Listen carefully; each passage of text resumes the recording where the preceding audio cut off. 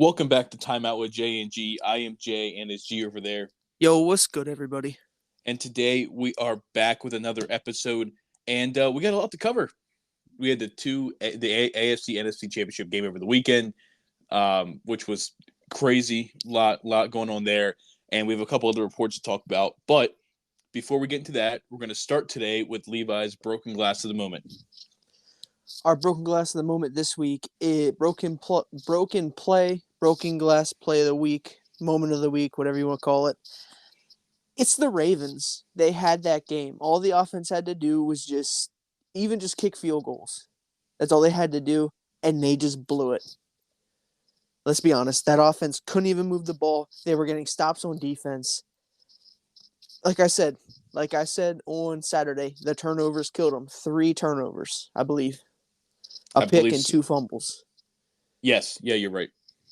And then that taunting penalty on Zay Flowers, which questionable, if you want to call it or not. But yeah, that's the broken glass. What's your broken glass? Mine's from that game. I know there's two like kind of big controversial plays in that game. One obviously is the no pass interference call on likely in the end zone where like Lamar threw the pick in triple coverage. Yep. But I'm staying away from that one right now because I think that one is such like it's so controversial. It's up in the air. But I want to talk about like the legitimate missed call, the missed holding call on likely, I think it was likely again, who basically got tackled when Lamar threw that pass away on, I think it was 3rd down. Might have been 4th down. And see, so some people are like, oh my God, this pass interference. Well, it's not pass interference because the ball wasn't targeted to likely. He wasn't the intended target, so it's not pass interference, but it is holding because he tackled him. Now you're allowed as a defender to make contact with the receiver, tight end, whoever, within 5 yards of the line of scrimmage. Well, they were probably 10 plus yards past the line of scrimmage by the time the Chiefs defender basically, like I said, basically tackled him to the ground. So at that point, it doesn't matter that Lamar's not intending to target to him. That's a holding call, which is an automatic 1st down. And, maybe it doesn't change the outcome of the game, but at least it gives the Ravens a new set of down to try again, right? Because it ended up being, 17-10, I believe. So it was a 1-score game. And, so that they could have tied the game. A lot could have changed there. And that was like, again, like the pass interference in the end zone and the pick, people are going to throw both sides of that story. But I think legitimately that missed holding call that was just a complete blown call. Oh yeah, 100%. No, we were texting throughout the game, and as soon as it happened, you were just like, yeah, that was either PI or holding. It was a missed call. I mean, let's be honest. That was probably one of the bigger non-calls of the game. It was. I'm trying not to. Obviously, it would have gave the Ravens a new set of downs, so you never know what could have happened there. But I don't. The Ravens didn't lose the game because of that call. Let's be honest. They scored a touchdown on their opening drive, right? That Lamar had that crazy. He avoided the sack, threw it to Zay Flowers. We were like, oh, we were both hyped. We were talking about how high scoring the game was going to be. But then after that, there was nothing. The Ravens couldn't do anything. Once Lamar got strip sacked on that, I think it was the second drive they had, it's like all of a sudden the offense died. They got strip sacked. And they gave up on offense. It felt like. Yeah, and I mean, especially even if they do give up at the first quarter, when you go into the second quarter, and you're still like 7-10, 7-14, that is still a 1-score game, no matter how you look at it. Yeah. If they would have just scored once in the second or the third, a touchdown in the second or third, it would be tied, possibly going into overtime. But I don't know. It's just that Ravens offense just stagnated and went directly into the mud. Yep. It was embarrassing to watch, I'm going to be honest. But we'll try not to get too deep into that because we are going to talk about both these games later on the episode, so I don't want to get too deep into it now. But yeah, so basically between that game was both of our moments. So I have a couple things I want to hit on real quick before we got into the bulk of the episode. But before we get into that, how are you doing today, Levi? You have a good work week so far? It's going good. Can't really complain about anything.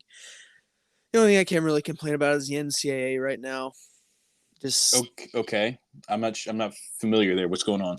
so basically, the NCAA is trying to come down on Tennessee for NIL. Um, basically doing stuff that the NIL like violations for the NIL, Okay. but they changed the rules to it so much, and it's just there's nothing really set in stone, clear cut. You know what I mean? Okay. Okay. Like how old recruiting was, you couldn't pay the players, you couldn't do anything really for the Right. players. Yeah. Yeah. Obviously now you can pay the players, but it's so night and day, it's so gray to where what you can do, what you can't do, can you do this, can you do that? So let me put it to you like this. You're building a house, right? You have the set of plans when you first start building, right? Okay. 3 months into building, they change the plans. You Okay. can't just tear down what you just built, so you just go by the new plans. 3 months later, they change it again, so you conform to them plans. Right. Finally, the house is built. Then the inspector comes in and says, you know what? This is all wrong. I'm going to hit you with it when the plan, you know what I mean? Okay. It just doesn't make sense if you're going to keep changing everything. And we're not talking about something that can just be changed, with a pen or, snap of fingers or something like that. This takes months and months to get everybody on board with it.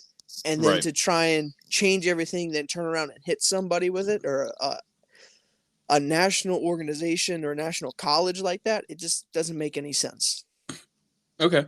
Now, the attorney general in Tennessee and the attorney general in Virginia are actually, I believe, filing a lawsuit against the NCAA for this.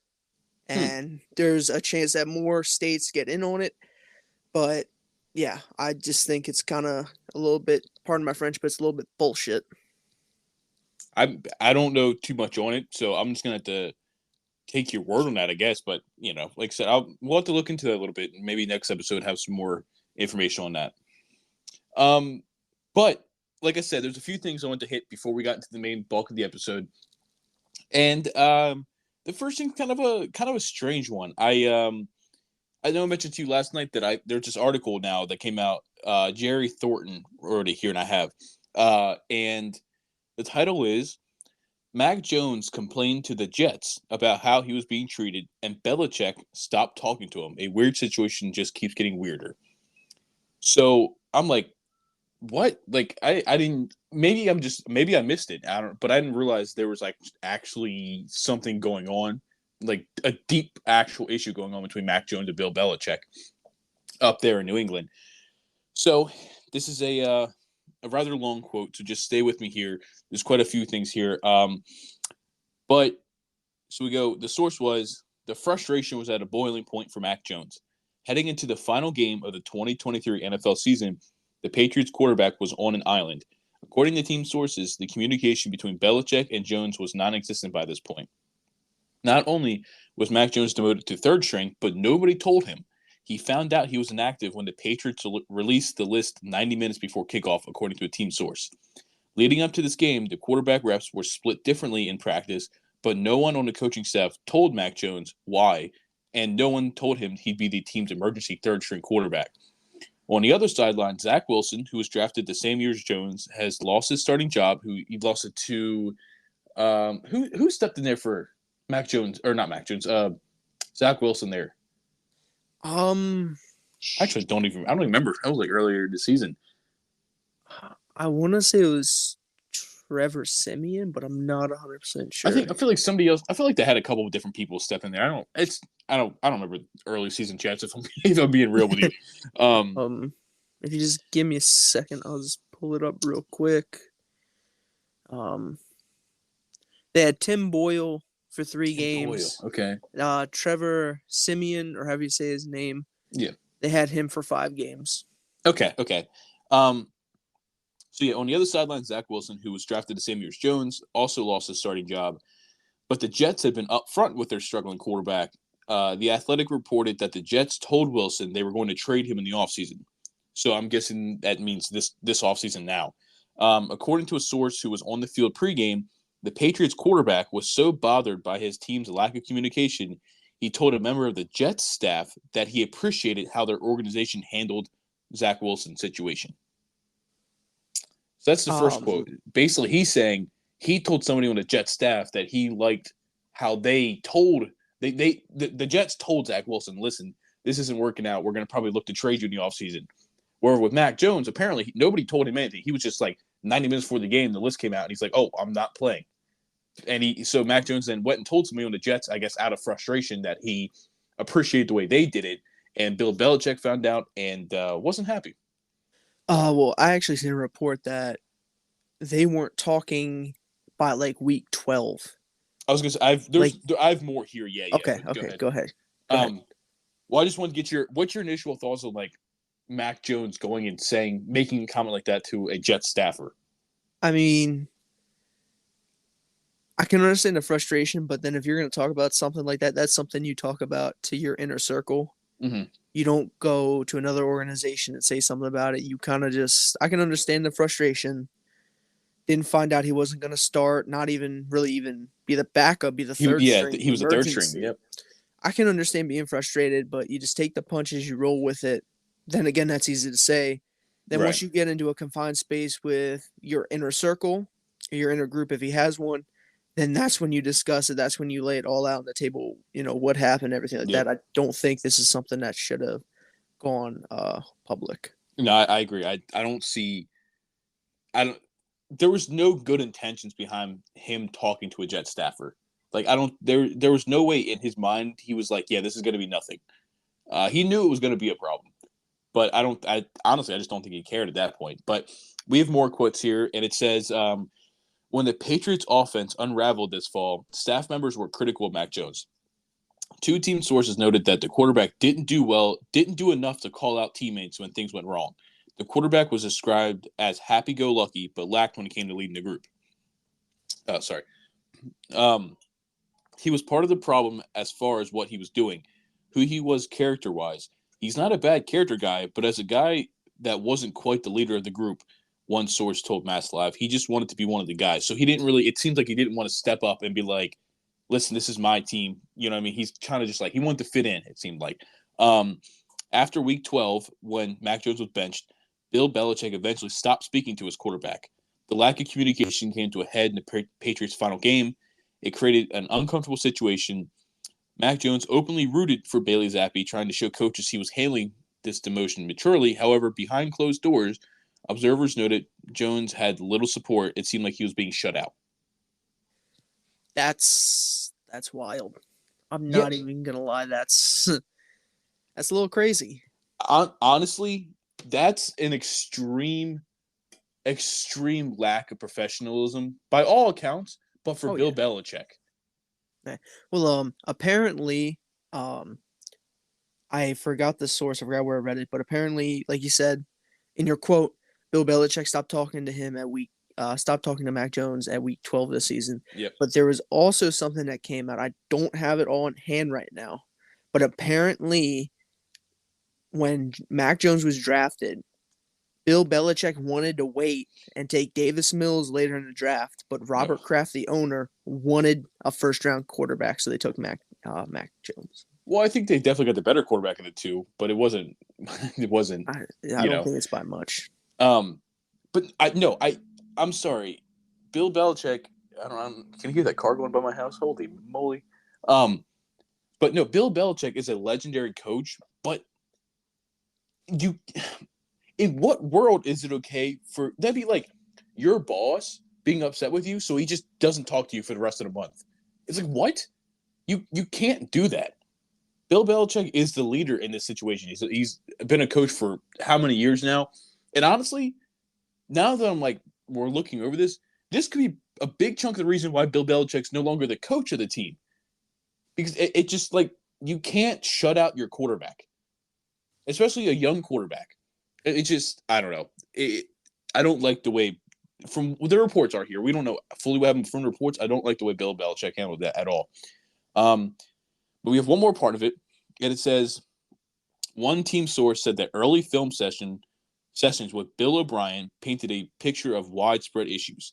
The offensive line wasn't adequately pass protecting. The receivers had issues with route running and catching, which we know they don't have a very good receiving core. The Patriots allowed 28 sacks during Mac Jones' rookie year. The number rose to 41 sacks in 2022 and tied a Bill Belichick era high with 48 this past season. The 89 combined sacks are the most allowed in back-to-back years in New England history since 2000 and 2001. Basically, what it seems like is that part of the quote is basically saying, like, before the season started, they knew this offense wasn't going to be good. We had a struggling O-line and not good receivers. So, which makes it strange to me that Bill Belichick was so hostile towards his quarterback when he's like, listen, bro, we've seen our offense line's not very good. We've seen our receivers aren't very good, but I'm still not going to talk to you because I don't like the way you act.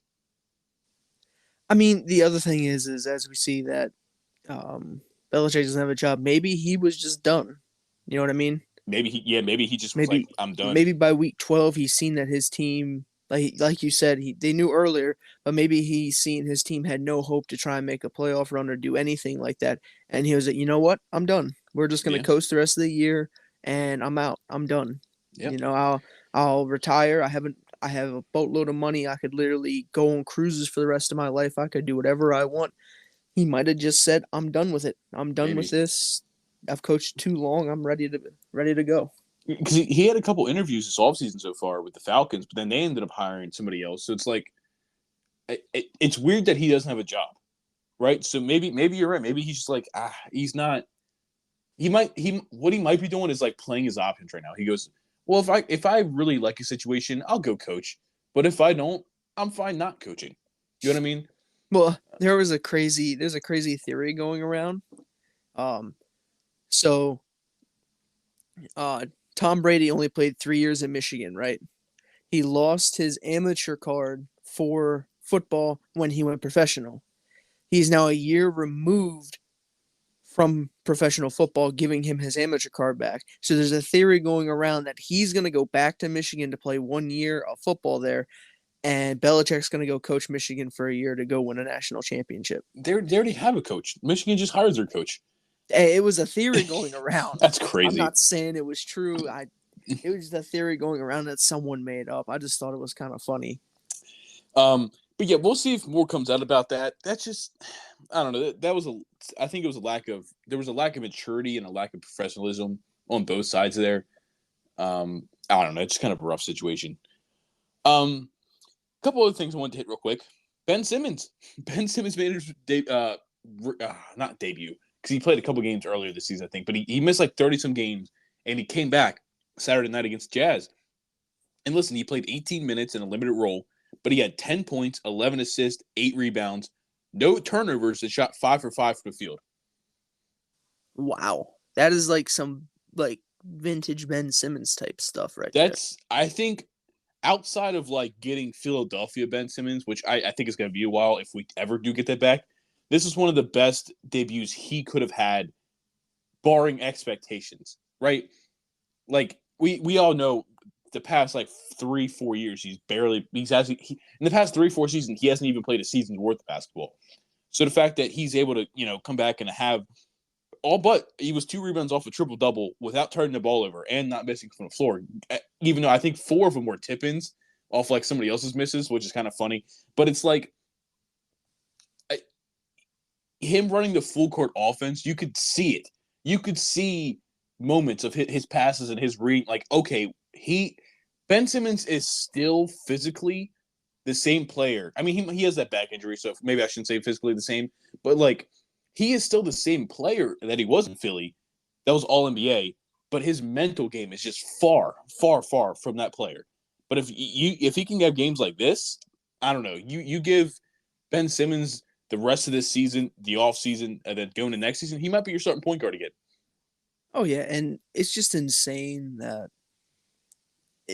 it's just insane talking about it now compared to like when we all seen what happened in Philly. The closeout of that series, and then he hasn't really played since. And then now we're actually seeing Ben Simmons playing back to what we know what he can do. I mean, he had Yeah. 5 offensive rebounds out of the 8 that he grabbed. 5 of them were offensive. Yep. I'm sorry, from a point guard, that is unheard of. Granted, he is what, 6'10"? About, yes. I think 6'9", 6'10". It's just, I don't know. It's just insane, and I can't wait to see it, because then you're looking at a starting lineup. I'm not saying this year. He's probably not going to get back in the starting lineup this year.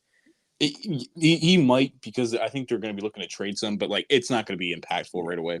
Yeah. Then you figure next year if they bring back almost everyone, you got Ben Simmons, Cam Johnson, I think Cam Thomas, Bridges, and Claxton. And right now, Bridges and Thomas are balling out.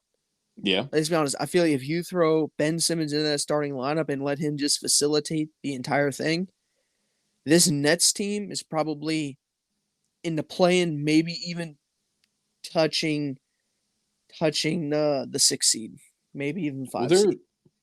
Oh yeah, I guess they're the 11th seed right now, so they're only a game out of the they're a half a game out of the play-in right now. So they're half a game behind the Hawks right now. I mean, anything can happen. I mean, like you said, Ben Simmons is in a limited role right now, trying to get back into the groove of things. But if he keeps going like he is, who knows what could happen come playoff time? Yeah, I'll openly admit I've been very critical of Ben these past couple of years. But for the product of the player he is, I'm happy to see him playing. And if you can, I know he said he's questionable for tonight's game because they said he tweaked his knee a little bit during the Jazz game, which is like, bro, come on. But it's like, I'd almost rather him be like, okay, it's obvious this year is his revamp year. Well, we're hoping that's what it is, right? We're hoping this is revamp year. Yeah. His knee hurts, sit him. Do not let him go out there on a tweaked knee and screw it up because he's trying to prove something. Right? That is not what you want to do. So if he only plays like 6 or 7 out of every 10 games, it's better than him playing 1 out of 10 and then he's out for the rest of the season because he was trying to do too much. So we'll see, but it's great for Ben. One other thing here is this is frustrating because I feel like if you talk to Bulls fans, and I know I follow a couple of Bulls fans on Twitter, and I know a couple, they had a feeling this was going to be the case. But it came out earlier today.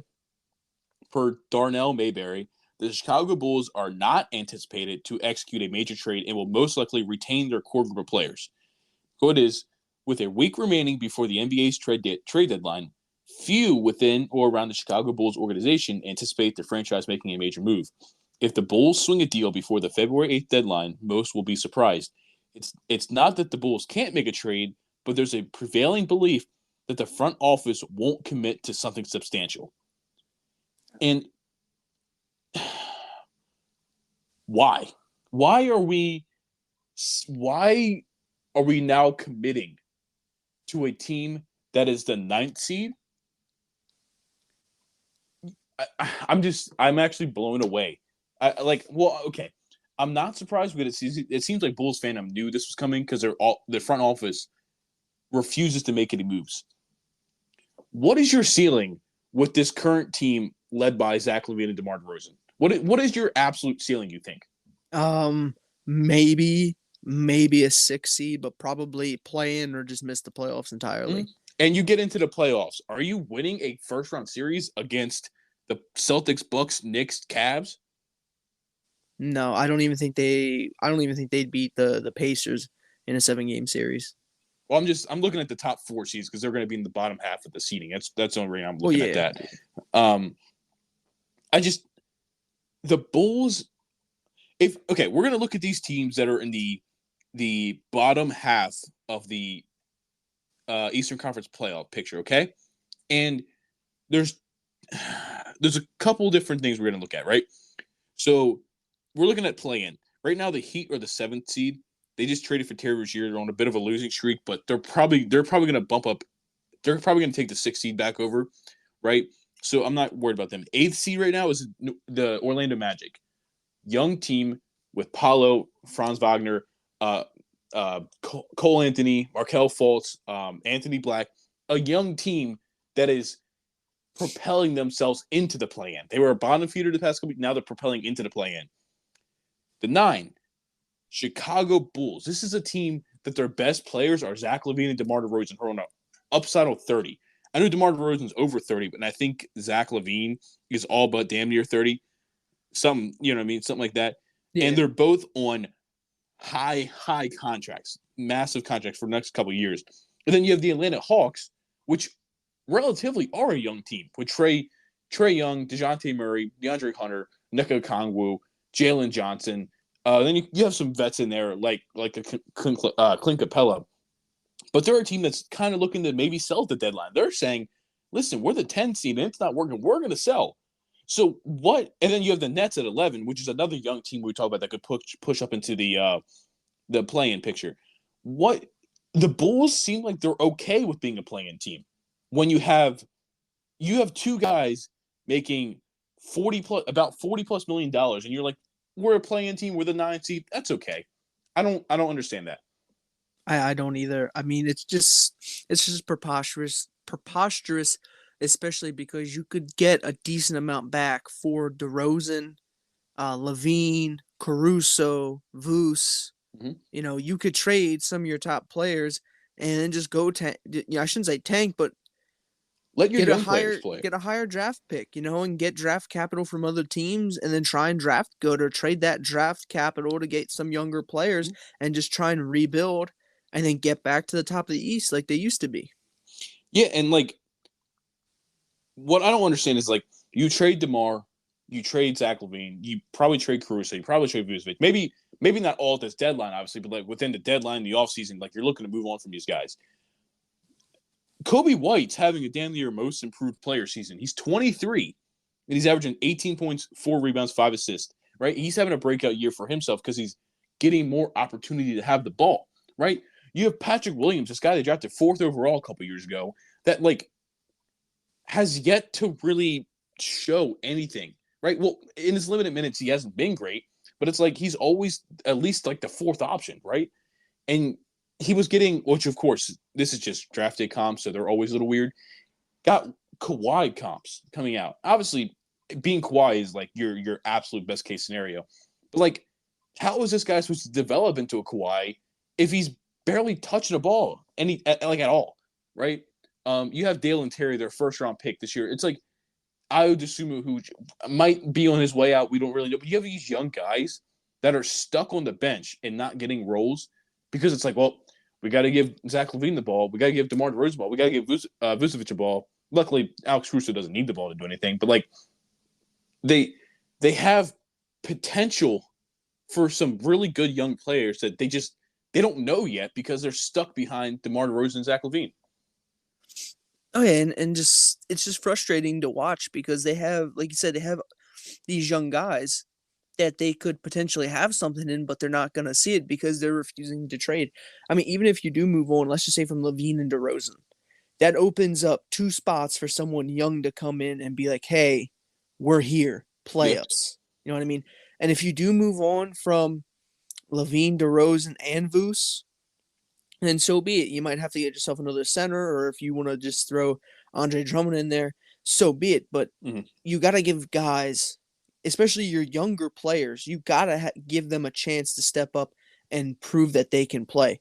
Because just sitting them on the bench and just saying, oh, well, I hope they develop or whatever, you're not going to see it unless you actually put them in the game. Yeah. You know what I mean? It just, I don't know. It just infuriates me a little bit because, yeah, you have some good players, but it's not working out. We all see it.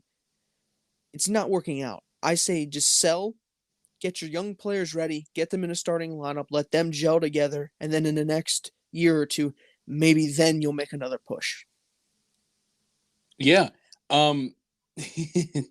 So I don't know if you heard this report. It's kind of like half preposterous. I'm not going to lie. But apparently the Bulls were looking. The reports are the Bulls were looking to maybe send Zach LaVine to Detroit, right? And so one of the players, them taking Bojan Bogdanovic for salary cap purposes, which I don't think Detroit would have that big of a problem giving up. But they also wanted one of their young core pieces, which would have included either Cade Cunningham, Jaden Ivey, Asar Thompson, or Jalen Dern. And I'm like, in what world is Detroit giving up any of those four players for Zach LaVine? I don't see it. If I'm the Bulls, I wouldn't be looking for a guard or a forward. I would probably be looking for a center because Voos is in the back half of his days. I And think honestly, for the Bulls, I think if you're the Bulls and they offer you any of Cade, Ivy, Asar, or Jalen, I think you take it. You're like, oh okay, yeah, yep, yep. oh yeah. But like realistically, Detroit's not going to give up any of them. No, Let's be no. honest.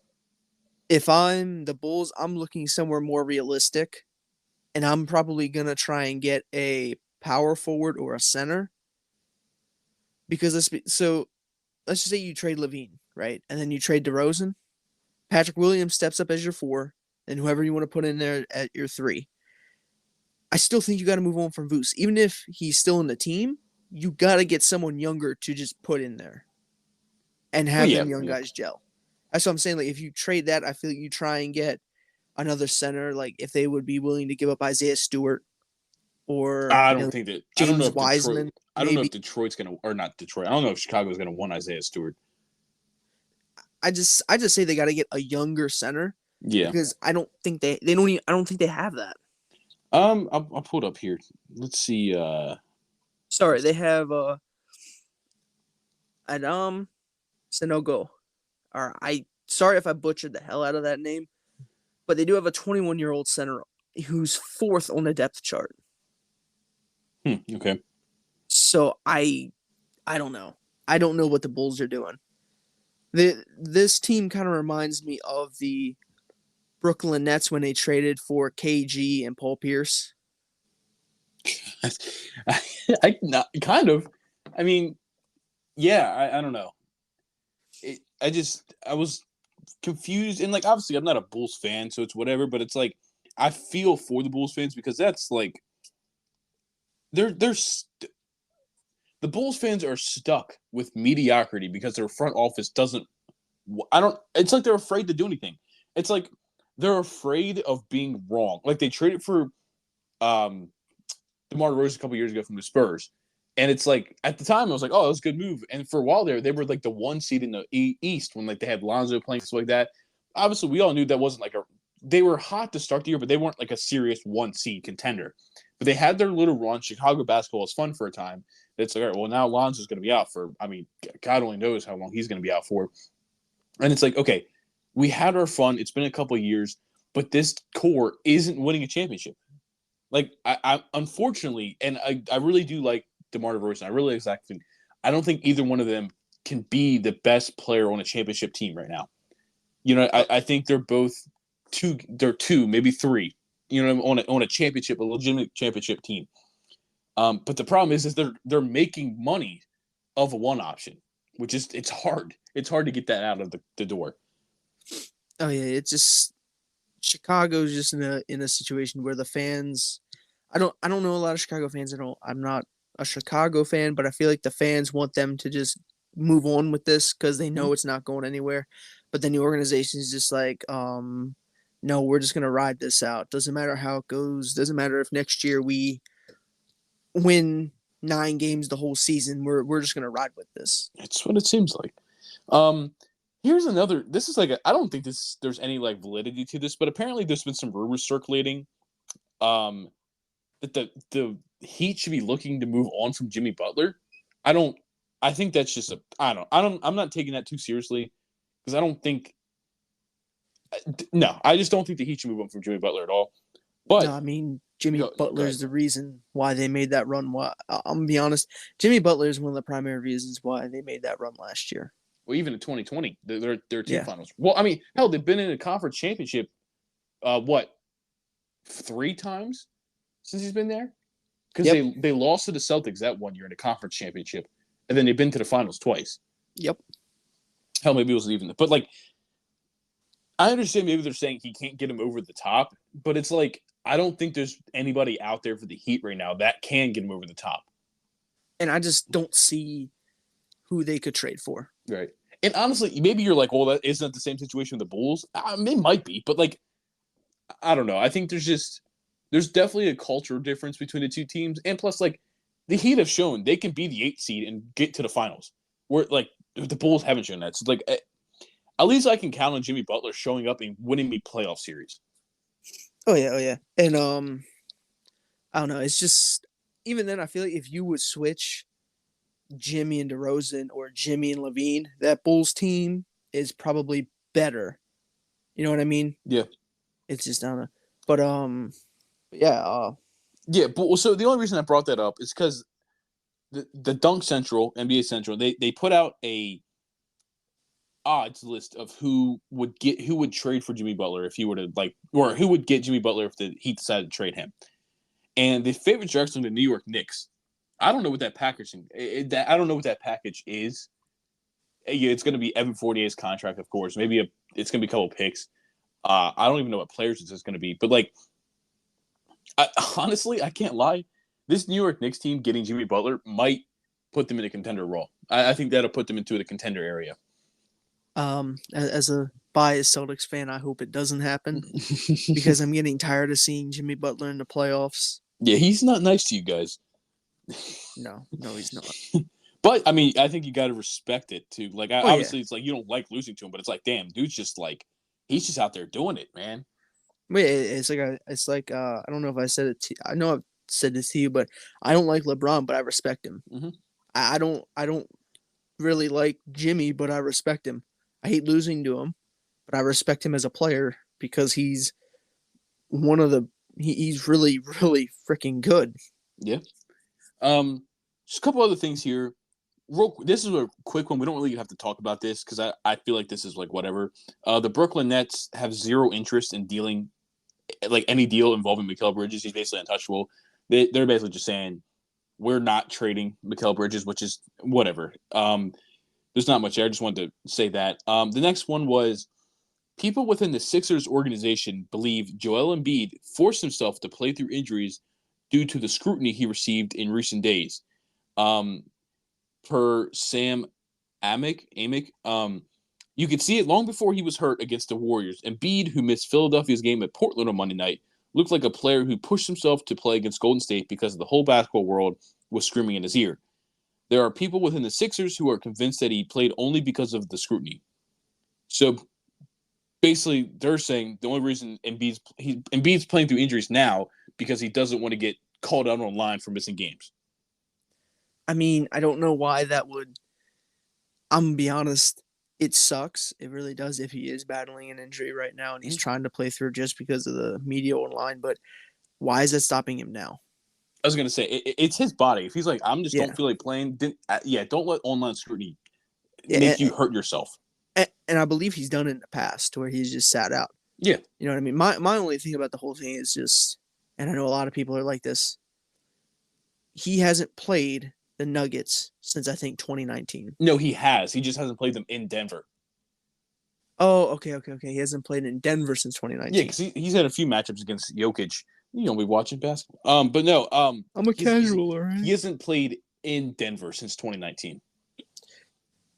Which he just had a great game against Jokic a couple weeks ago in Philly. That was a good game, but my only thing is like because sitting here looking at it, that's realistically a finals matchup. The 76ers in Denver. It could be, yeah. What is he going to do? I was going to say they're playing in Denver. Yeah, they play Denver at least 3 games. Yeah, at least 3 games in Denver. What are you going to do? You just going to sit out? Yeah, he was going to have to do. I don't know, but I don't know. Next one is this is just a report, so I don't know, but report is the Bills are expected to do a major restructuring of Stephon Diggs' large contract, and apparently Stephon Diggs will not be happy about it, says Peter King. So, but maybe there's I don't know. So somebody in here said that, and he's reported a little bit. He said he expects that they'll try and rework the deal, and that approaching Stephon Diggs is going to be upsetting. So what it is that the Bills are going to approach Stephon Diggs and talk to him about restructuring his contract because they can't do it without his consent. Like he needs to be like, okay, I'll restructure my contract, but they're saying we don't think he's going to be happy about it. So, I I mean, mean, I don't know. He's gonna get the same money either way, really, because doesn't it get like turned into bonuses and stuff like that? yeah, it just gets restructured into different things. And knowing how Stephon Diggs is, he's gonna hit him as long as he doesn't get injured. But it's just a point to where are the bonuses gonna be? Are they just gonna be, just like get this, this, and this, and we'll give it to you, or is it gonna be, well, you gotta hit this, and it's like get your record high in receiving yards and Right. receiving touchdowns, something preposterous to where it's just like I don't think I'm gonna be able to do that unless I'm having a record breaking year, which that's tough to say. It really is. Um. I personally think they should personally, with the animosity brewing between like Diggs and the Bills, I think the Bills should just trade him and get as much back for him as they can. But that's just me. It's tough because like he had a really rough back half of the season. Like for all like I don't know what was going on, but like his production dropped off really, really badly in the second half of the season.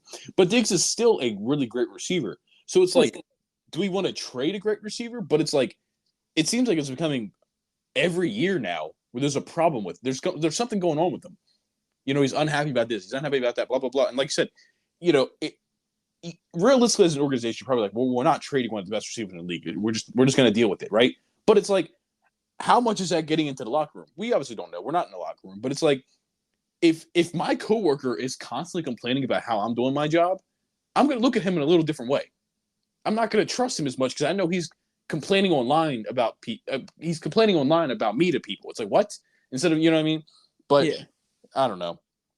The last thing I had here was, let's see, where was it?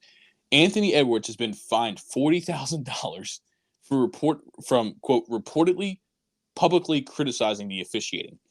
And I don't know if you saw his quotes after the game where they beat the Thunder the other night, right? So he was caught on camera.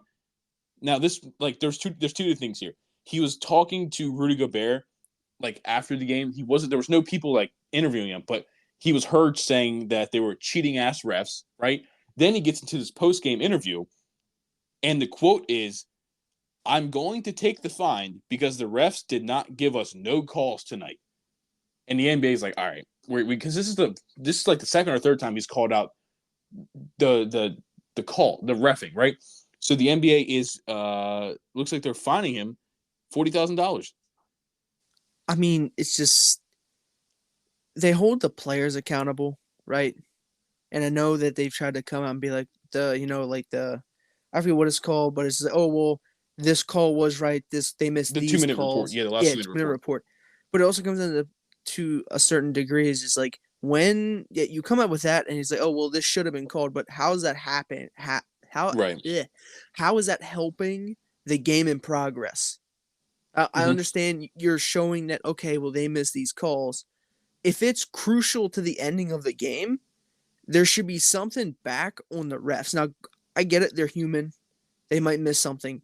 But if it's something blatant like that, a couple days ago when Cat scored the 62, Yeah.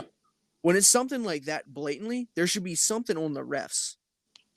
Yeah, and maybe there is. You We know don't. what I mean? Apparently, a lot of these, like the NFL, the NBA, they say they punish their refs internally, but I don't know. Who knows what that really means? I mean, they do everything publicly. Most of the shit that they say about and everything is publicly. Why Yeah. can't that be public? You know what I Oh, I mean? They know. want to find the players, they make that public. They find coaches, they make that public. Make it public for the refs. Let's see what's going on internally. Or is it Mhm. just a slap on the wrist? They do better, or is it an actual like, hey, this is your last warning. You mess up again, we're gonna do this, this, or this. Yeah. You know what I mean? So I have the full quote here from the post game interview. He said, "I haven't earned referees' respect yet, so it's okay. But I think tonight was bad from the refs. It was terrible. We didn't get no calls as a team. I got fouled multiple times, and I'm walking up to the ref telling him, 'Hey, can you watch this?' And they're just shaking their head. Yeah. And then as soon as somebody come down from their team and get bumped, it's a foul. So I just feel like it wasn't a fair game tonight from the jump, and that's why I'm super happy we won the game." So he was pretty flat out about it. Like, hey, we're not getting calls and they are. I mean, it's always just a headache when it comes to this stuff. It always is, no matter how you spin it, how you look at it. Usually, very rarely anymore do we have a truly down the middle called game. And most of the time, Yeah. like myself, you could be the worst. You could call nothing at all. But as long as you're doing it for both sides. Yeah. Or if you're calling everything, do it for both sides. We don't really need refs that call everything or call nothing. It's just the consistency that Yep. people want. You could be a terrible ref, like I said, but as long as you're consistent with it, I'll take it. I was gonna say if you're just missing blatant calls, but you're missing them for both teams, you could. I'm like, all right, it was a bad ref job, but whatever. But it's when you're like, every time a team goes on the court, you're like watching, travel, double dribble, you touch them a little bit there, you're calling a whistle. Then the other team walks down, and you're like, I don't know. That's when it starts getting a little weird. Yeah. But okay, so I just wanted to get all that out of the way, and we can get to the main topic, which is the NFC and AFC championship game. Honestly, I thought they were pretty good games. I really did. Like, I think I was a little disappointed in the AFC championship game. The NFC championship game, I thought was like, regardless of who you were a fan of, I thought it was a good game. Like the way the whole game played out, I thought it was a great game. But the AFC championship, with it being two great teams like the Ravens and the Chiefs, and from the first quarter we had, the last three quarters were just kind of disappointing. I can't lie. So the Chiefs won 17-10.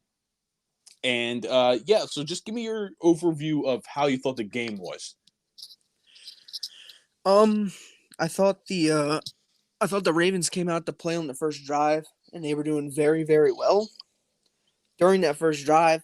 And I know we even talked about it. I think you tweeted about it. Go follow us on Twitter or X. That's right. Whatever you want to call it.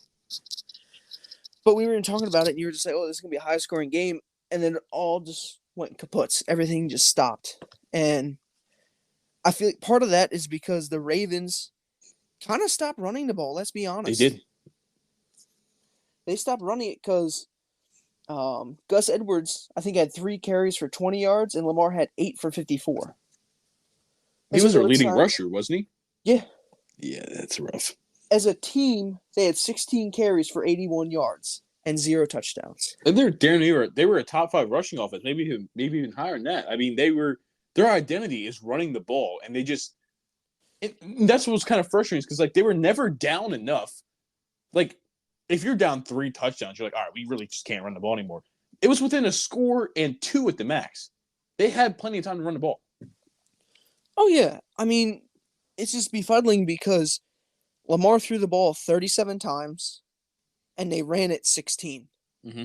They threw the ball twice as much as they ran it for a team that I don't even think they really ran any read options or anything like that. Not much. Selling.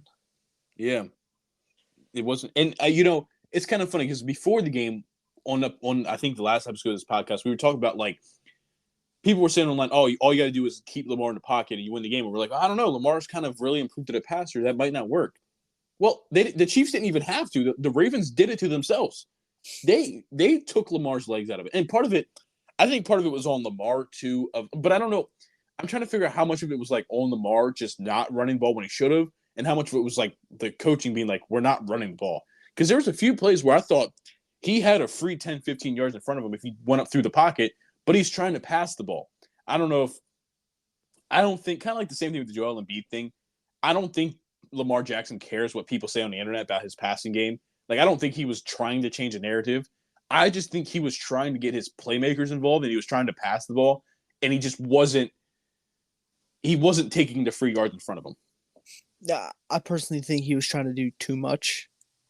That's fair. Instead of getting, like a 6-yard rush, overthinking rush, that he was just doing too much. He wasn't playing football like he knew how to do. Like he wanted to win so much that his just normal logical thinking went right out the window.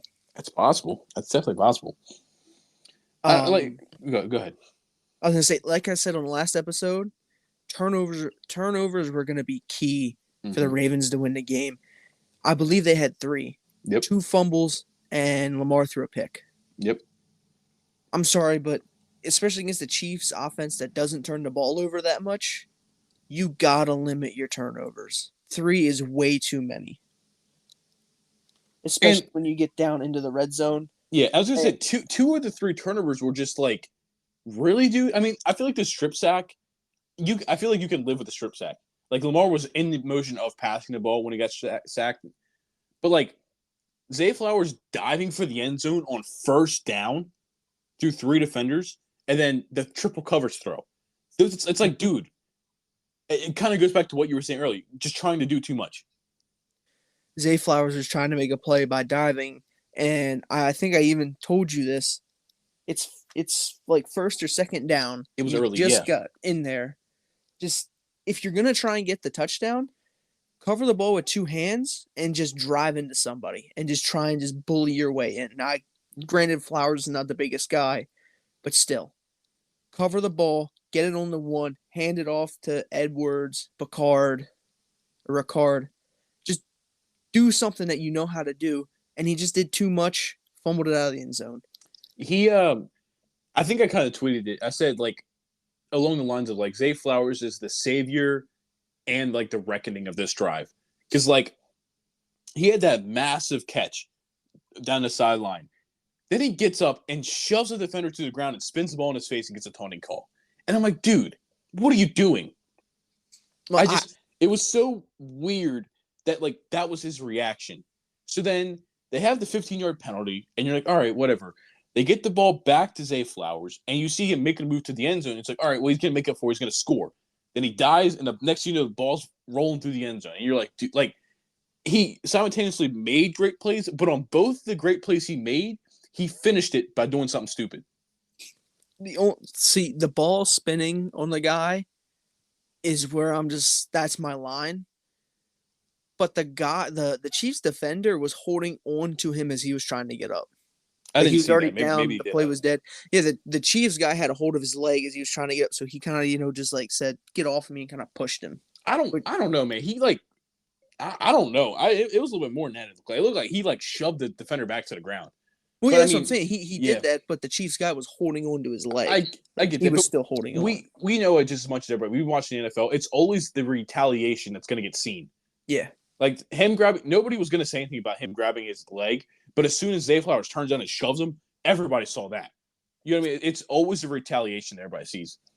I feel like he doesn't get the penalty if he doesn't spin the ball. If he just like kind of walks over, tosses the ball to the ref or just lays the ball on the ground, doesn't get called, move on to the next play. It's the fact that he spun it I don't. at the defender. I don't think it. I don't think it was the ball spinning. I think it was him shoving the cornerback. I think it's what got the penalty. Honestly, like I think if he would have spun the ball, maybe they threw the flag. But I feel like him, like when the camera panned to him and he's shoving the guy to the ground, I think that's what got the call. Then I feel like that would be like a personal foul or something like that, not a I taunt. guess that's a good point. It would be like an unsportsmanlike. Yeah, Yeah, that's a good point. I don't know. It was I just don't- it was frustrating. He's a rookie. He had a great rookie year, And then he went on the sideline and out of frustration hit his hand on the bench and cut his hand. It's like, dude, he's in a place that we haven't been before. So I try not to be like, you got to keep yourself together, but like, it's kind of what you got to do. You cannot let your emotions get the best of you because that was in what the second quarter. It was in the first half. I'm pretty sure. yeah, it was either second quarter or beginning of the third. I'm pretty sure it was the first half, and it's like you have to like if you do that play to lose the game and it's like you're done. I think you're on a different line, but you're still listen. You're only down a touchdown. Come back and score next drive. Now you hurt your hand because you're crying on the sideline because you screwed up, right? Like he screwed up both times and then went and hit his hand. It's like, he's like I said, he's a great young rookie. He's going to be good for them. It's just like he made some really boneheaded rookie mistakes that drive. He did. He very much did, and I don't want to say it cost them, but it hurt them a lot. It killed morale. You could Yes. definitely tell the morale. Like that fumble, Yes. the taunting penalty was like whatever. You kind of get back from it, but the fumble, like you can almost like hear a pen drop in M&T Bank Stadium. Everybody's like, "Oh no," you know what I mean? Like it killed everything. Oh yeah. But It just good. it's it it's kind of sad to see, especially with a rookie in that big of a game. It's just, It's all right. Like I said, he's rookie though. The Ravens seems a good team. They might, they might be back. But we'll jump over here to the winners, the Kansas City Chiefs, who are going to another Super Bowl, looking to win their third in the Patrick Mahomes era. I mean, definitely wasn't a great game by the offense. I'll be real with you. I mean, the Chiefs defense played great. The Ravens offense kind of did themselves in, but the Chiefs defense played great. Unfortunately, Charles Menahu, the D tackle that strip sacked Lamar, did tear his ACL in that game, so he's not playing in the Super Bowl, obviously. So that sucks for their D line. But it's like the Chiefs. I mean, they were just blanketing everything. You know what I mean? Like I felt like every time we turned around, Lamar had somebody in his face. They were getting to Lamar. They're playing great coverage. I mean, L'Jarius Sneed, like I said, he punched out the ball on the 1 yard line. They were just doing. It's like they were just playing their hearts out because they were like, we think we're the better team, and they're just like they weren't coming out soft. And at least the defense, the offense, like I said, the offense. Kelsey had a pretty good game. He had over 100 yards, and I think he had the touchdown. But it's like the offense in the second half fell flat too. Oh yeah, it was. I don't know. From the Ravens, it was more predictable for the offense to fall flat on its face, in my opinion. But for the Chiefs, it was kind of like what's going on here because we're not used to that. Kelsey had 11 catches, 116 yards, and a touchdown. Yeah. Other than that, I mean, Rashid Rice had 8 catches, 46 yards. He had a couple nice, he had a couple nice catches. I mean, outside of Kelsey and maybe Rice, other than I think NVS, I think he caught the play on third and long. Yeah, he caught the game sealing. Yeah, the game, which is it's crazy because he had the one against the Eagles early in the year where he dropped, and then there was another game, like first game or two of the season, where he dropped like both times he dropped touchdown passes, and then of course in the playoff time he catches the one to win the game. It's kind of crazy. Yeah, and I mean if we actually look at it, outside of pretty much just Kelsey and Rice, not really much to talk about on the receiving end. No, the rushing game wasn't great either. The rushing game, they had 32 carries for 89 yards and a touchdown. Yeah. And their leading rusher was Isaiah Pacheco. Yeah. 24 carries, 68 yards, 1 touchdown. That is a 2.8 average yards per carry. Granted, I will accumulate that towards the end of the game, them just trying to chew clock. Yeah. So getting stuff. But the Ravens have a good defense. Like, yeah. No joke aside, the Ravens have a great defense. And I mean, oh yeah. So it's like, but if you're struggling that bad with the Ravens defense, the 49ers defense is damn near the same, if not better. Like, they're going to need to figure that out before the Super Bowl. Like, they've been, I'm pretty sure they've been a very bad second half offense this entire season. And they can't afford that in the big game. Oh, yeah. And especially going against the 49ers. The 49ers are going to put up at least 21 points, right? 28. Yeah. 21 probably. To 28 points they're going to put up. You cannot win that game by scoring 17. No. You cannot win it. Your offense has to be moving. And I said this before. You got to get your receivers involved. It can't just be throw it to Kelsey, throw it to Kelsey, throw it to Kelsey. And right. Yeah, basically. Yeah. Yeah. Like Rice. You got to get it to Rice. You got to get it to MVS. You got to get the ball spread out, not just from tight ends and dump off to running backs. You have to get your wide receivers involved and let them try to make some plays. Yeah. Well, do you have anything else? Like I said, I feel like this game was kind of disappointing. I did predict that the Chiefs were going to win. I did. Well, no, actually, I predicted the Ravens were. I think we both predicted the Ravens were going to win. Yep, we both picked the Ravens. But I mean, the Chiefs are just showing why they're one of the best teams we've had. Even with a pretty rough receiving core, here they are in the Super Bowl again. So I think we should jump over to the more exciting game, right? Unless you're a Lions fan. Wow. It was so bad that at halftime, when the Lions were up 24-7, I texted our group chat with our friend and said, we might as well get the Lions Super Bowl party ready. It's 24-7. dominating all sides. And I'm like, oh, yeah, we better get this party planned because he's kind of half a Lions fan, as a joke. But it's like, I was like, there's no way even if they don't play as good of a second half, they're up by 17 points. They're going to pull this game out. Well, second half comes around, and I thought I was watching the 0-16 Detroit Lions.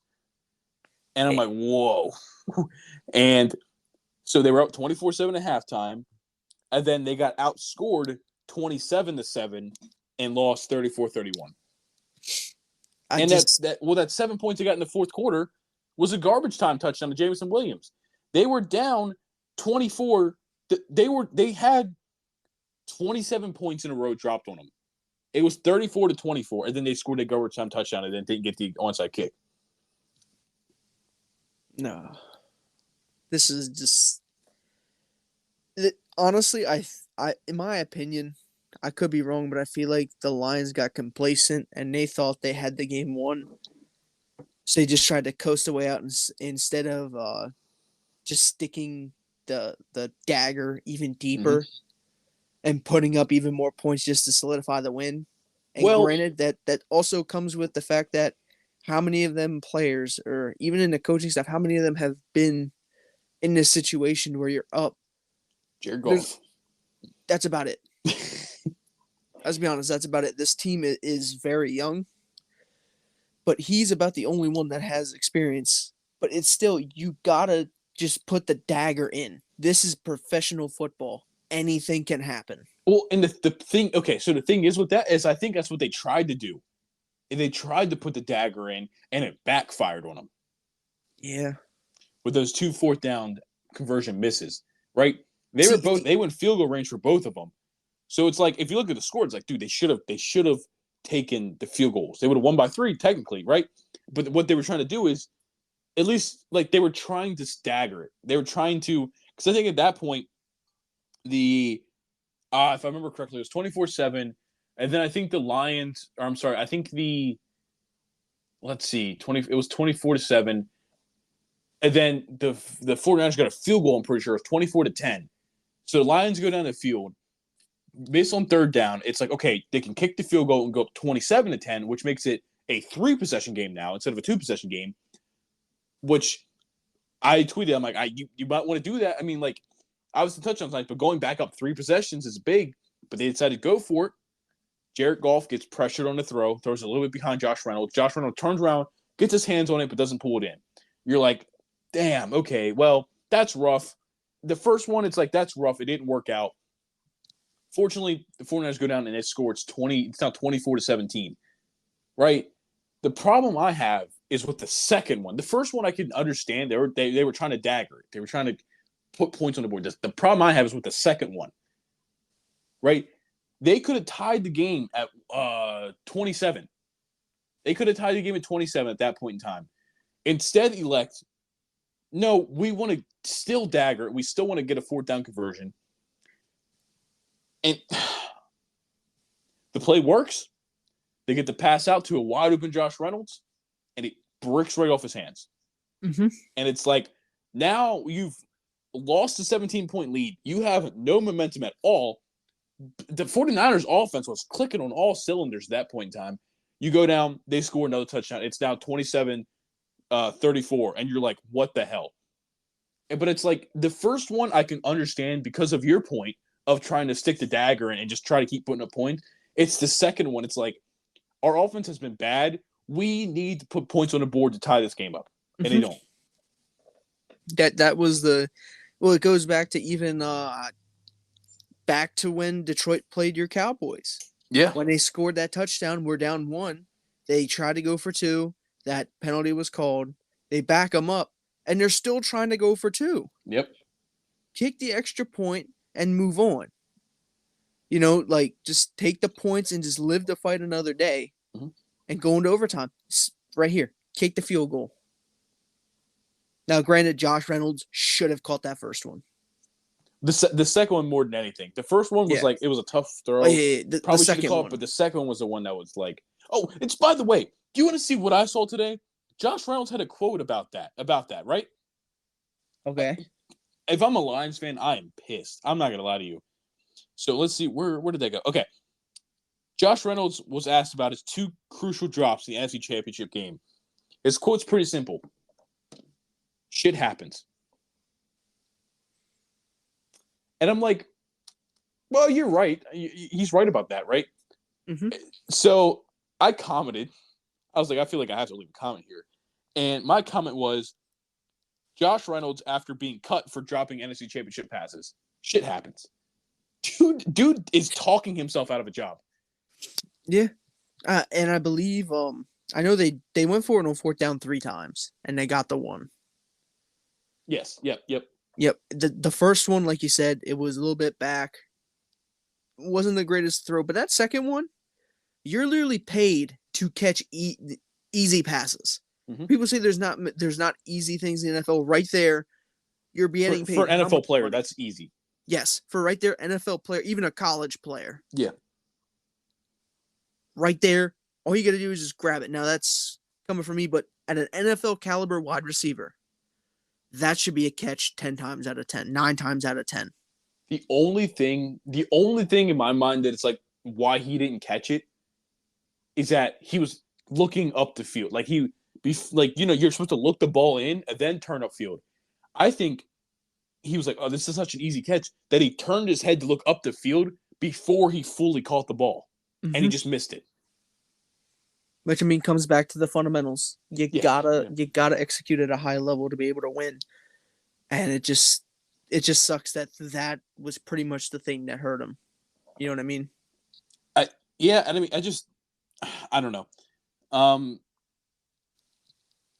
I feel bad for Lions fans because it's like through 2 quarters, man, you were like, we were not like you thought for sure you were going to the Super Bowl, but it's like it was just a meltdown. Right, and I understand people that are for him were like, "Oh, well, it's got them there, so why change up what got you there?" Which, to a degree, it's like, okay, it's been working for us all season, so we're gonna keep doing it. There's nothing wrong with conforming, or maybe not conforming, but like adjusting, right? So like, yeah, it's the reason we got here is because we're so aggressive. But damn, if we don't make this, we're giving them the ball back down a score. It's like, okay, it's probably, yeah, it got me there, but it might be in this situation alone, it is smarter for me to take the field goal and tie up the game. Because now it's like, you tied at 27, they go down and score, you're down 27-34. You get that touchdown of Jameson Williams, you're in a tie ball game. You're going to overtime probably.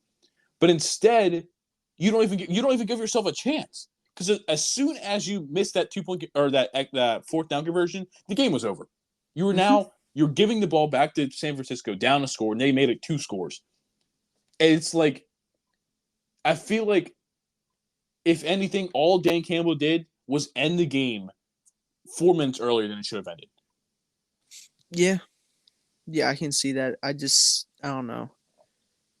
I think Dan Campbell is a good coach. I think he is. He just either overthought it or was just like, you know what, we've been doing this all season. This is easy. We're gonna get this 4th down. We're gonna go down and score. And he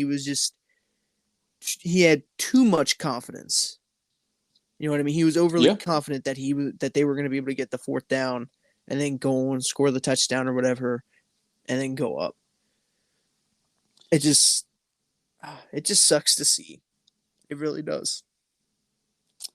There's actually a Twitter account I follow. He's part of the Cowboys media. But during the game, he put out a quote about what was going on. And it's a good saying. And he says, "Never let your aggression overpower your intelligence." Basically saying, yes, you're aggressive and wanting to score these points, but like he was overthinking himself. He became so aggressive. Yeah, like you said, he let his aggressiveness overpower his thinking. Dan Campbell was smart enough to know he should have took the 3 points. But he's also so ingrained in his aggressive mindset that he's like, oh, I'm just going to put him out there anyway. You know what I mean? And it's like, you also, and this is why I'm glad we waited, because I was seriously debating having us record this pod on Monday because of how, like, frustrated I was. But I'm glad we waited because it's given me a couple days to like kind of cool down and really look at this a different way. You know what I mean? I'm sure it probably has for you too. You're able to kind of back away from it for a little bit and look at it. And it's like, how much of this can we even blame on Dan Campbell? On both times, the ball got to the receiver. The receiver didn't catch it. Yep. So it's like a lot of people were throwing a lot of shade at Dan Campbell, and I kind of still am because I think he should have took the points. But it's like he called honest to God, he called it and it worked. Mm-hmm. And the receiver could not catch it. See, that's the thing about coaches. You could have a really good game plan. You could call the perfect play for the perfect scenario. Mm-hmm. But if your players don't go out and execute, you're the one that gets the backlash for it. Yep. And some coaches will be like, yep, I'll take the blame, and they'll shield their players from it. Which he pretty much did. Yeah. And he had that quote after the game about like saying like this might have been our only shot to do it. You know what I mean? Like I think he knows the magnitude of what just happened to them. And I think it's actually good for that team. I really do. I know Lions fans might not like to hear that, but it's like I think it's good that you had this, right? So now you can come into next season with, I don't want to say a chip on your shoulder because you were just in the NFC Championship game, but it's like, okay, we've been there. We know what it feels like to blow the game. We know what it feels like to lose. We're more prepared this year. Yeah, they come back next year and they're hungry because they want to get it. They want to get into the Super Bowl for the first time in how many years? Yeah, ever. They've never been to the Super Bowl. Because, like, honest to God, I feel like this team probably would have lost to the Chiefs. It just, I don't know. I think having this setback and be able to come back next year is going to just make them that much better. But, I mean, we can't talk about this game without also talk about how great the 49ers were in that second half. Oh, yeah. They were playing damn near flawless football. In the second half, yes. Yeah, in the second half. So right away, you know, I made a comment on our last, we were talking about things that like worst case scenarios for each team. And I said for the 49ers, the worst case scenario was for them to come out flat and get smacked in the mouth and go down like 14-0 right away. And what happened? They came out flat, got smacked in the mouth, went down 14-0 right away. It didn't matter. It literally just didn't matter. They just were like, yeah, well. Like I said, it was 27-7 in the second half. It honestly, it looked like two different football teams in the first half and the second half. It did. It really did. I don't know what happened in that locker room during that halftime. I don't know if someone got angry and started yelling at people or if they just were just calm and say, hey, we got to make these adjustments. We know what to do. We know we can win. Let's go out there and do it. And they went out there and they kicked Detroit in the mouth. Mm-hmm. Now, they had a couple – so you had the one early in the first half, Cam Sutton dropped a pick that went right through his hands. It was like, all right, whatever. They ended up punting anyway, so it didn't really make much of a difference. But in the second half, I think it was Vildor was the cornerback. Brock Purdy throws a deep pass, goes down there, and you see Vildor kind of push back Brandon Ayuk, go up. Looks like he's got the pick, and the ball bounces right off his face mask. And I'm like, okay, they're going to call that a pass interference. Next thing you know, Brandon Ayuk dives and catches the ball on the 1 yard line. And I'm like, oh shit. Like I think I sent you, I was like, holy shit, man. Like that was shades of that Julian Edelman catch in the Super Bowl.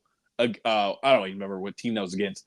But it's like, I think the Falcons Super Bowl where they came back. It's like, that was a crazy ass catch. And so then they picked up the flag and said there wasn't defensive pass interference, which is weird because there was. Like, I guess their reasoning was like they picked it up because he caught it, but like him catching it shouldn't matter in a defensive pass interference call. Well, the whole thing is he catches it, and I believe he gets an additional couple of yards. I'm pretty sure it's down to one. Well, yeah. So logically, okay. So logically, it's kind of just like, do we really want to call this? They're just going to decline it, take the yardage up, the count. You know what I mean? Well, that I get, but like the refs still like the reasoning of we didn't throw the flag because he caught it is just weird. It's like throw the flag, let them decline it. It's like, okay, but now you just look weird because you picked up the flag. Like the penalty is still the penalty. You got to throw the flag on it.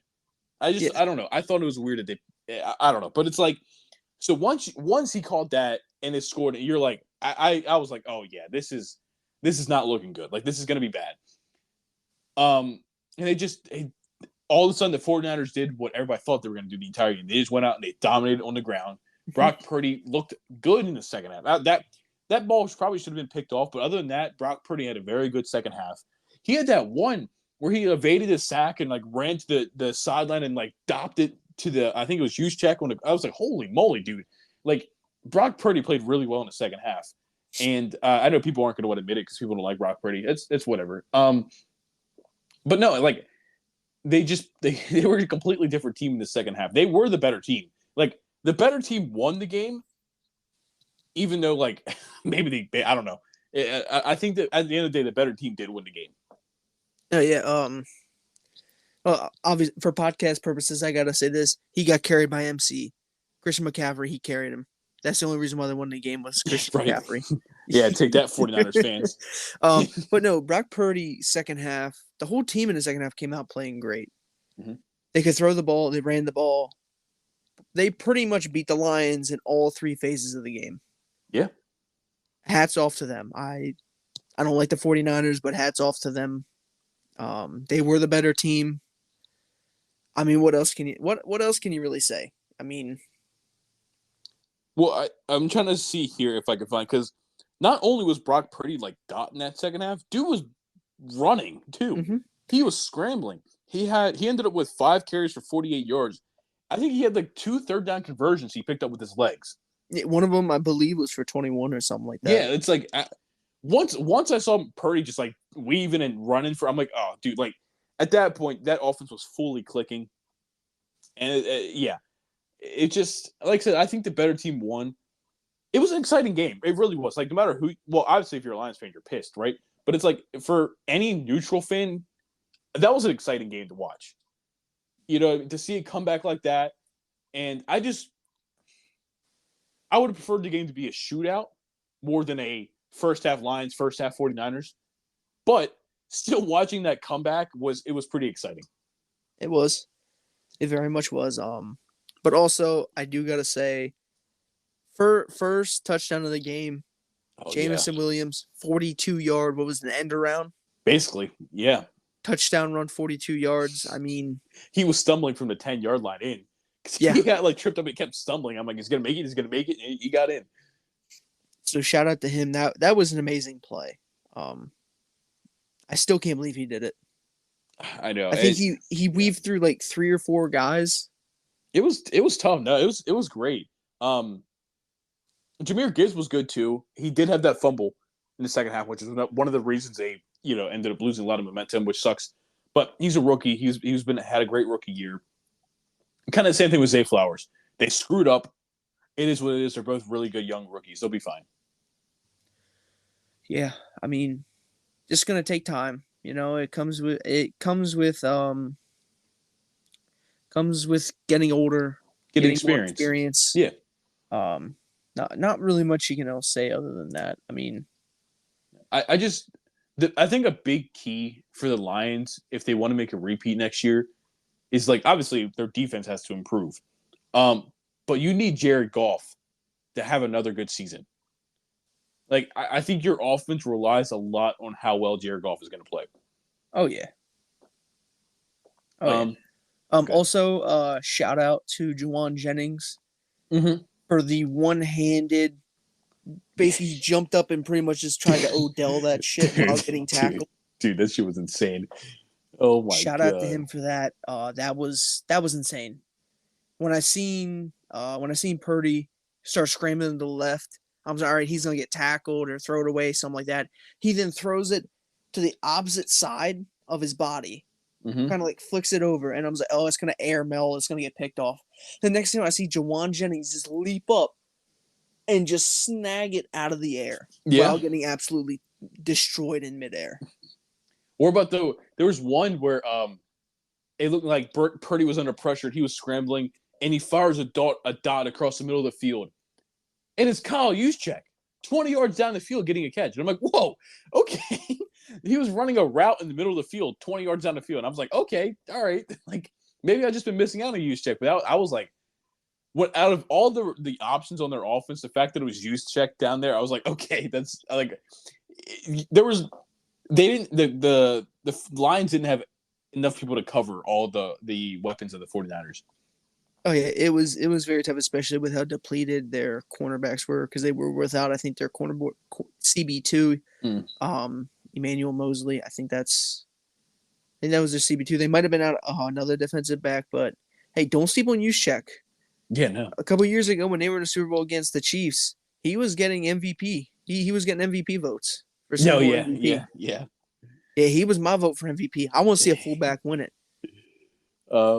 But no, so I don't want to get too deep into the Super Bowl because we'll do an episode on that for the Super Bowl where we've really deep dive into it.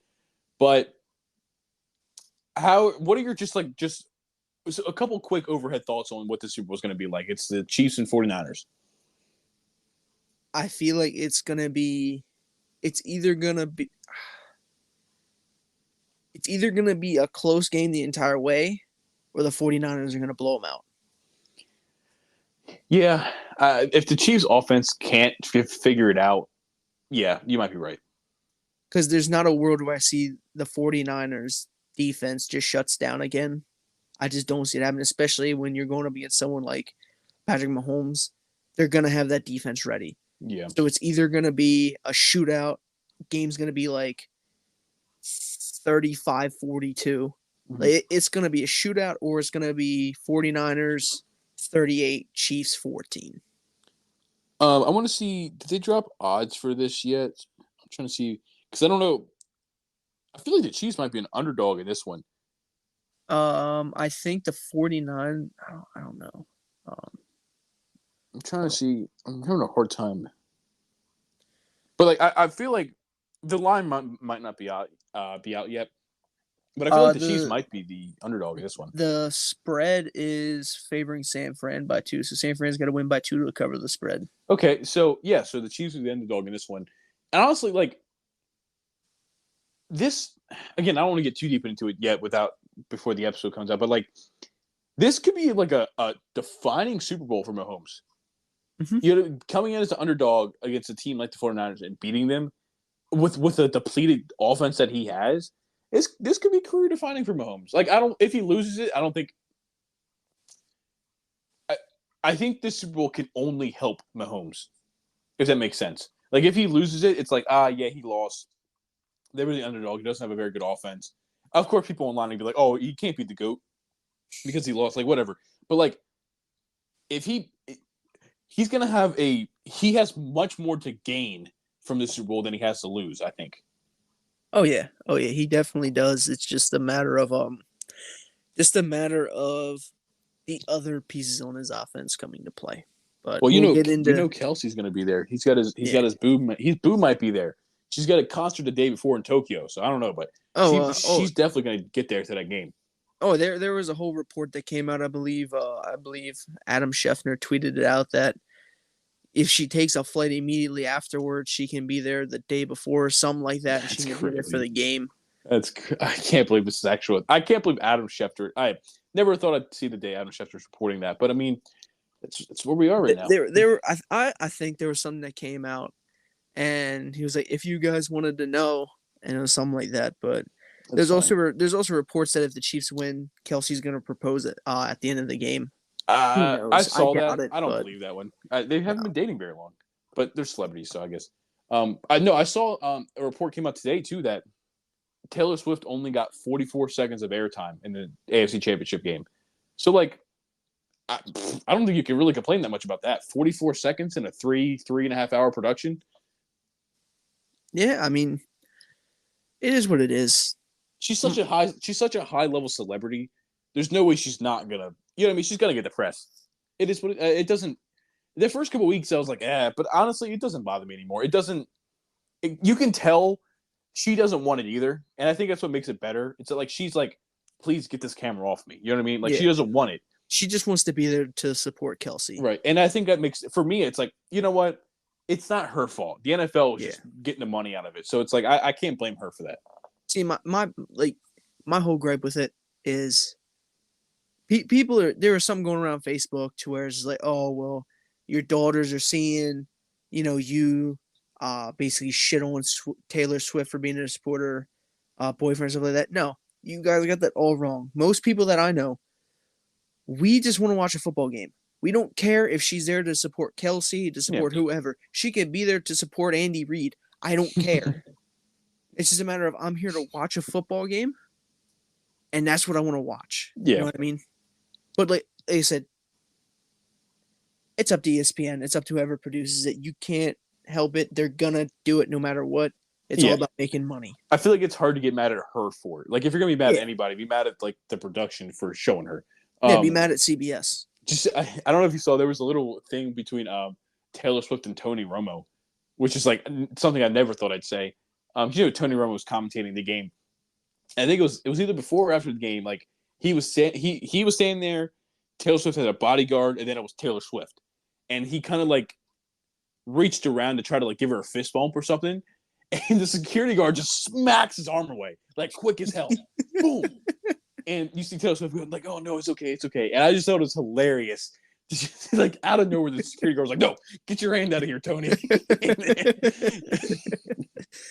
Poor Tony, man. Oh man, but if only he read coverages. Hey, listen, we don't got to start. We don't even got to start. He didn't have a very good team most of his years. But no. So, anything else you really want to hit on? No, that's about it. Don't really have anything else to decide. Oh yeah, one thing.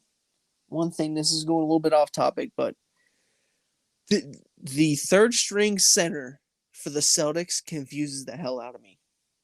At some points, he acts like. At some points, he kind of just is out there. But I think it was last night against the Pacers. Mm-hmm. There was a jump ball. The first jump ball, he tips it up and then catches it himself, right? So then they do a re-jump. Because obviously, you can't do that. Right, okay. He jumps up, he tips it. Jaylen Brown grabs it, kind of just shovels it to him. He takes one dribble, turns, goes up, and dunks on two Pacers defenders. Like I'm just like, so you go from that to just absolutely baptizing two of them. Dude's just all athleticism, no skill. I mean, I think he played 14 minutes, had 4 points, 1 rebound, and 2 blocks. Okay. It's just the fact that he went from tipping it to himself, which I mean, in that heat of the game, moment of the game, understandable. Yeah, he just tipped it up. But then to turn around and just absolutely out jump, I don't want to say. I want to say it was Miles Turner, but I don't want to just throw him under there as getting baptized in that moment. But he just went up over two people and just yammed it home. Who is your guys' backup? Is it Luke Cornett? So it goes Porzingis or Horford is the starter, and then Luke Cornett's the backup, but he was out. Okay. And I'm gonna be honest, I can't even pronounce this guy's name. Okay. Fair enough. I'm gonna try, but it's not gonna go good. Let me pull it up here. Well, while you're pulling it up, I just caught the back end of that game, back like last couple minutes of the game, so I was busy last night, and I don't know, man. They called it a no foul on Tatum. I don't think it would have changed the outcome of the game, but I was like, I don't know. I think he might have hit his hand there. I don't know. Oh yeah, like I told you, it was close. Yeah. I couldn't be mad either way. If they don't call it, if they do call it, but I don't think it would have changed the outcome anyway. So it's whatever. Yeah. The center's name is Nemias. I can't even pronounce the last name because I don't know. What's it start with? It's Queta. Queta? That's probably what it is. Well, but shout out NQ. We'll call him NQ for right NQ. Now. I don't really know. Shout out to him, and Porzingis is absolutely baptized. Turner, I want to drive, but yeah, shout out to NQ. Absolutely just obliterating two Pacers defenders in one move. So that was kind of good to see. Yeah, well, the trade deadline's coming up. All-Star break's coming up soon, so that'll be interesting. But anything else you want to shout out real quick before we got off here? That's about it. Go check us out on X, Twitter, whatever you want to call it. Jay usually runs that, retweets stuff like that. I just be posting funny shit on sports. Yep, that's about all I got. All right. Well, thank you guys for listening to this episode of Time Out with J and G. It is a Wednesday, so we will be back on Saturday. I'm gonna try to see if I can get Cole in here sometime soon because we've been trying to get him in for a while. He's been busy. But yeah, got nothing else. So we'll see you guys on Saturday. Peace. Peace.